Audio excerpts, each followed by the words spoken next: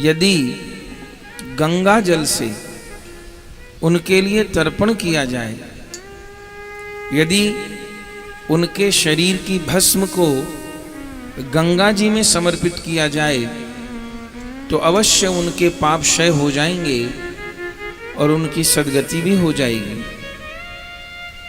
लेकिन उस समय ये गंगा देवलोक में प्रवाहित होती थी राघव, पृथ्वी पर प्रवाहित नहीं होती थी।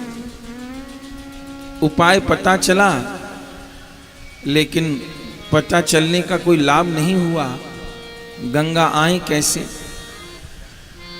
उन सगर के वंश में आगे असमंजस अंशुमान राजा हुए, जो गंगा जी को लाने का प्रयत्न करते रहे, लेकिन कोई लाभ नहीं हुआ।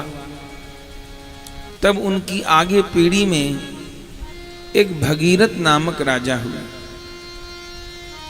उन्होंने बीड़ा उठाया कि मैं गंगा जी को अवश्य ही लेकर के आऊंगा, और वे छोटी अवस्था में ही राजपाट त्याग कर गंगा जी की खोज में, गंगा जी को लाने के प्रयास में हिमालय पर्वत पर चले गए। राघव, आज तक गंगोत्री के पास वो स्थान है जहां आपके पूर्वज राजा भगीरथ ने तप किया था। तप करते करते वह शिला गल गई थी जिस शिला पर बैठ करके राजा भगीरथ ने तप किया था,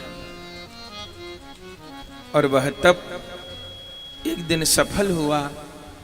जगदम्बा गंगा प्रकट हुई, वर मांगने को कहा। तब आपके पूर्वज राजा भगीरथ ने यही कहा, मेरे पितरों का उद्धार करिए, आप जगत में चलिए। गंगा जी ने कहा,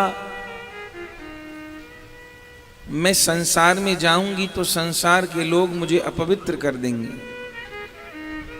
और मेरे वेग को भी कोई धारण नहीं कर पाएगा। मैं सीधे यदि पृथ्वी पर गिरूंगी तो पृथ्वी ही रसातल को चली जाएगी, नष्ट हो जाएगी।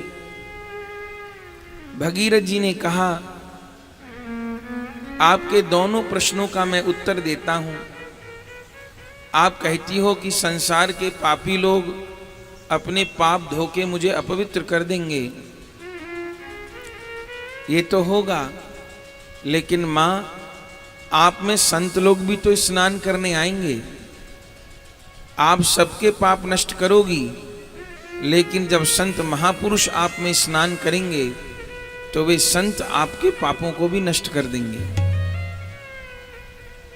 और दूसरी बात मां, आप कहती हो मेरे वेग को कौन धारण करेगा, तो मैं भगवान शंकर का तप करूंगा, शिव आपके वेग को धारण करेंगे, पर आपको पृथ्वी पर चलना होगा, मेरे पितरों का उद्धार करना होगा। भगवती गंगा ने कहा, राजा भगीरथ, यदि तुम अपने पितरों का ही उद्धार चाहते हो तो मैं तुमको एक गागर भर के अपना दिव्य जल दे देती हूं। जहां तुम्हारे पितृ भस्मीभूत हुए हैं, वहां जाके तुम 2-4 जल के छींटे भी डाल दोगे तो सारे पितृ पवित्र होकर के सद्गति प्राप्त कर लेंगे। मुझे ले जाने की हट मत करो। तब उस समय भगीरथ जी ने जगदम्बा गंगा को कहा, मां, मैं केवल अपना कल्याण नहीं चाहता, केवल मेरे पितरों का उद्धार हो, बात इतनी नहीं है। हमारी 4-4 पीढ़ी तप करने में चली गई, आगे कितने भगीरथ होंगे मुझे नहीं पता।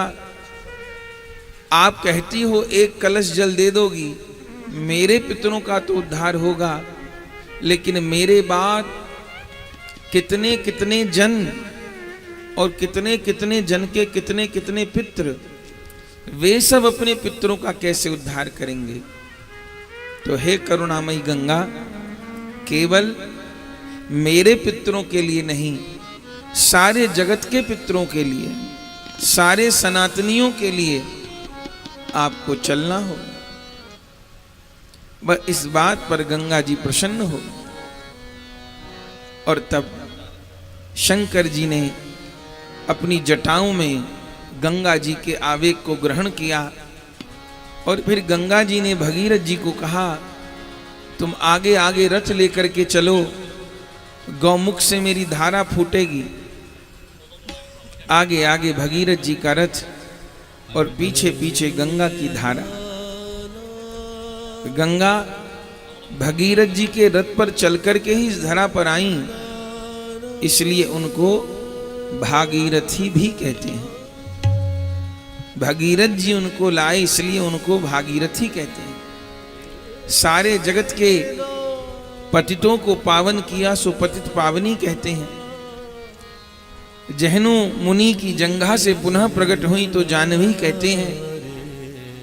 इस सारे जगत को शीतल किया और अंततः भगीरथ जी के पितरों का उद्धार करके गंगा सागर में विलीन हो